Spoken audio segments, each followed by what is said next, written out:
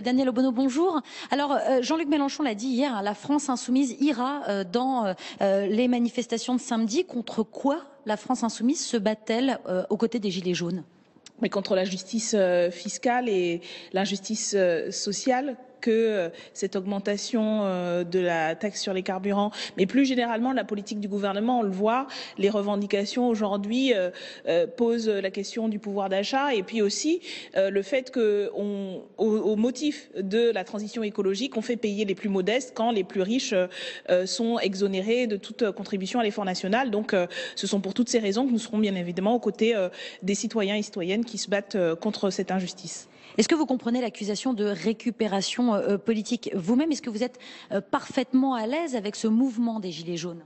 Écoutez, nous, on a toujours, dès le départ, respecté l'autonomie de ce mouvement, qui a des formes d'organisation nouvelles, qui ont, y compris surpris, une inventivité sur les manières de faire. On a toujours été très respectueux de ça, justement, en disant on soutient et on comprend parce que ce sont des raisons légitimes, cette colère, cette révolte sociale.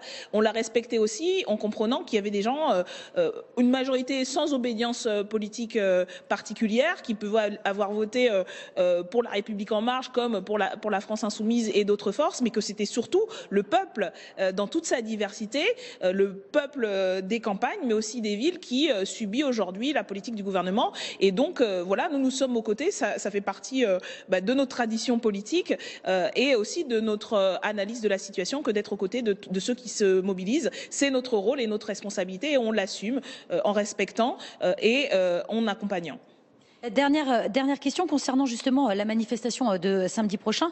Le gouvernement dit à la fois respecter le droit de manifester, mais impose en même temps un périmètre de sécurité, notamment à Paris, pour maintenir l'ordre public. Est-ce que vous aussi, à Paris, vous craignez des débordements samedi prochain?